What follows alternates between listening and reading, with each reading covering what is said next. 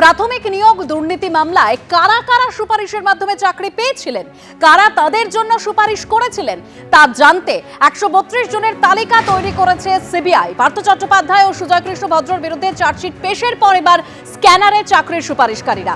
CBI সূত্রে আর কি তথ্য পাওয়া যাচ্ছে বিস্তারিত জানবো আমাদের প্রতিনিধি প্রকাশ সিনহার কাছ থেকে। প্রকাশ, দেখো, সিবিআই সূত্রের খবর, এই 132 জনের প্রত্যেকের বয়ান রেকর্ড করতে চান তারা। কারণ তুমি জানো, বিকাশ ভবনের ওয়্যার হাউসে তল্লাশি অভিযান চালিয়ে একাধিক ক্যান্ডিডেটের লিস্ট পাওয়া গেছে এবং সেখানে কিন্তু কারা কারা রিকমেন্ড করেছিল ইতিমধ্যেই তুমি জানো একাধিক নাম সামনে এসছে, বিজেপি নেতাদের নাম সামনে এসছে, একাধিক প্রভাবশালী ব্যক্তিদের নাম সামনে এসছে। এই 132 জনের লিস্টের মধ্যে ধাপে ধাপে কিন্তু প্রত্যেককে জিজ্ঞাসাবাদের জন্য তলব করা হচ্ছে সিবিআই সূত্রের খবর।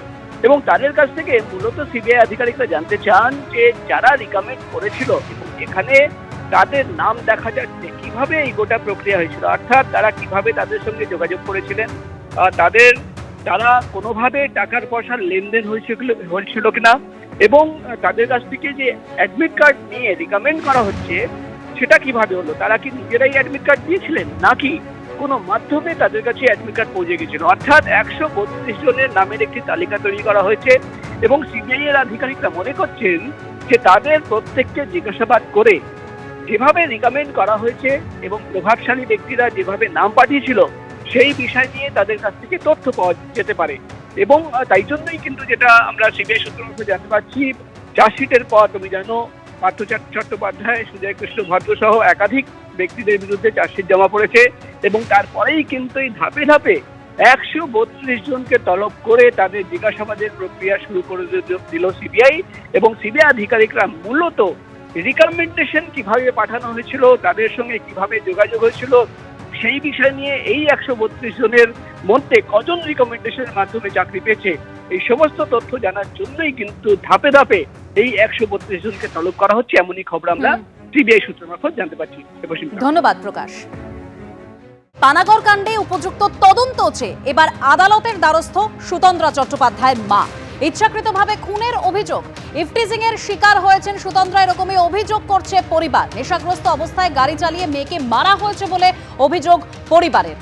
আরো বিস্তারিত তথ্য জানবো, আমাদের প্রতিনিধি সৌভিক মজুমদার রয়েছেন আমাদের সঙ্গে টেলিফোন লাইনে। সৌভিক, দেখো, আজকে সকালবেলায় সুতন্দ্রা চট্টোপাধ্যায়ের মার যিনি আইনজীবী রয়েছেন তিনি মাননীয় বিচারপতি তীর্থঙ্কর ঘোষের দৃষ্টি আকর্ষণ করেন এবং করে তারা অভিযোগ করে যে সুতন্দ্রা চট্টোপাধ্যায়কে কার্যত ইচ্ছাকৃতভাবে খুন করা হয়েছে এবং মত্ত অবস্থায় গাড়ি চালিয়ে তাকে পিছু মারা হয়েছে, এই ধরনের তারা অভিযোগ করছেন। এবং তারা বলছেন যে এই ঘটনার সঙ্গে ইফটিজিং এর ঘটনাও যুক্ত আছে, ফলত ইফটিজিং এর ঘটনাও ঘটেছিল বলে তারা কিন্তু কলকাতা হাইকোর্টের কাছে অভিযোগ করছেন। এবং সেই মর্মে তাদের বক্তব্য হলো যে এই গোটা ঘটনার একটা উপযুক্ত ইনভেস্টিগেশন দরকার রয়েছে এবং সেই মর্মে তারা কলকাতা হাইকোর্টে এসেছেন। তারা কিন্তু এখানে কোনো রকম সংস্থার কথা, অর্থাৎ সেটা এই রাজ্যের সংস্থা হবে নাকি কেন্দ্রীয় সংস্থা হবে, তারা সেই ঘটনার কথা এই মুহূর্তে কোথাও উল্লেখ করেননি। তারা শুধুমাত্র বলেছেন যে এই ঘটনায় তারা উপযুক্ত একটা ইনভেস্টিগেশন হোক সেটাই তারা চান।